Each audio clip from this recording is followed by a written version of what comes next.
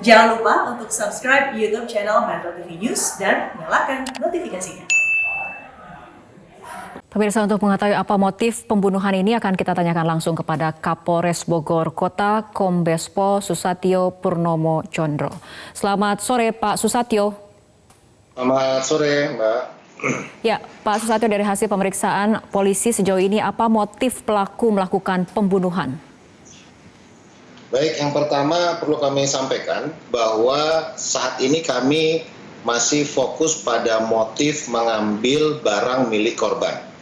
Karena dari korban TKP yang pertama atas nama Diska Putri, itu tadi baru saja kami berhasil mendapatkan kembali handphone milik korban, kemudian kalung milik korban juga sudah kami dapatkan, dan dari korban yang kedua, Alicia ini kami sudah menemukan handphonenya. Tetapi yang menarik adalah bahwa dari TKP yang pertama tanggal 25 Februari, kemudian hingga tanggal 10 Maret, ini tidak kurang lebih sekitar dua minggu, ini tentunya bisa jadi ada motif lain. Kalau di kejadian pertama, keterangan tersangka itu adalah bahwa sempat cekcok dan sebagainya, kemudian dia menghabisi nyawanya dengan cara mencekik, kemudian dia turun ke rumah kembali. Jadi korban itu masih di dalam penginapan, kemudian dia turun kembali ke rumahnya, ke kosannya, dia pinjam ransel dan sebagainya, dia naik lagi ke atas untuk persiapan membuang korban. Nah, untuk yang kedua, selang 2 minggu ini, tas itu masih ada. Kemudian dia lebih yakin, karena dia tidak lagi harus menggunakan kresek hitam, tapi cukup dia mengikat dan memasukkannya ke dalam tas ransel tersebut, kemudian ini dibuang. Nah, sehingga ada juga keterangan yang mungkin tidak bisa saya sampaikan. Ada perilaku korban, perilaku tersangka ketika korban sudah meninggal dunia. Nah, ini yang kami duga bahwa ada motif lain dari kejadian ini, dan tentunya secara saintifik harus kami lakukan pemeriksaan secara kejiwaan. Gitu kira-kira. Artinya polisi saat ini sedang kemudian menyelidiki apakah ada perbedaan motif ataupun apakah ada motif lain di pembunuhan kedua yang dilakukan oleh pelaku. Seperti itu, Pak. Baik, jadi kami saat ini fokus terhadap perbuatan tersangka. Mengumpulkan semua kembali fakta-fakta, merangkainya kembali seperti ini ya. Mungkin terlihat di sini bagaimana tersangka ini membawa korban dengan cara diransel di punggung, ya. Sehingga ke depan kami akan melakukan juga motif-motif lainnya, kesehatan jiwa dan sebagainya, termasuk tadi sudah kami lakukan pemeriksaan DNA, karena DNA dari barang bukti milik korban di mana terdapat ada bekas dari si tersangka sudah berhasil kami ambil. Nah, sehingga tadi kami lakukan pemeriksaan. Nah, ke depan kita juga akan mengembangkan rekam jejak digital daripada si tersangka ini dari handphonenya.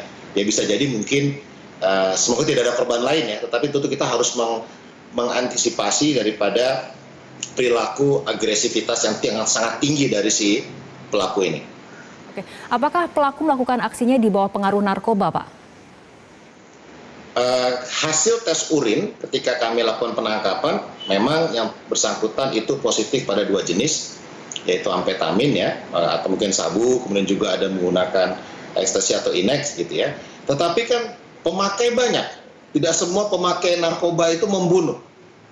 Nah, sehingga kami tentunya harus mengkonstruksikan juga terkait dengan pertanggungjawaban secara pidana.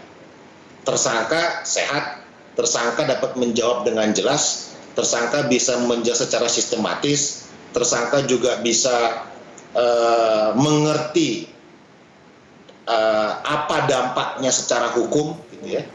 Nah, tapi kan itu pada saat kejadian pertama.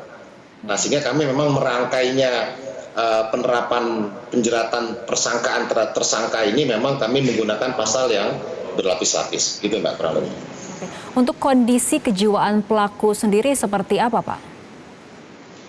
Kondisi kejiwaan pelaku ini kalau saat ini normal.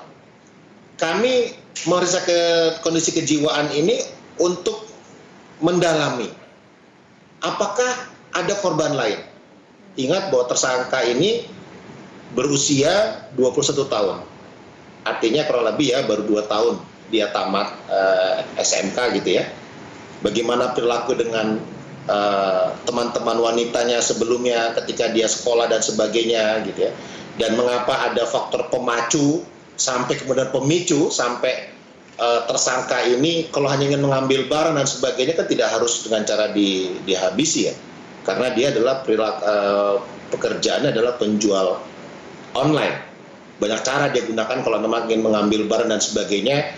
Modus-modus di internet itu banyak, tetapi dia memilih secara random melalui media sosial dan dia sangat mengerti bagaimana berperilaku di media sosial sehingga mungkin menarik bagi korban, kemudian janjian bertemu, sampai kemudian dengan iming-iming diajak jalan-jalan dan sebagainya, itu sampai di lokasi tempat menghabisi nyawa korban tersebut.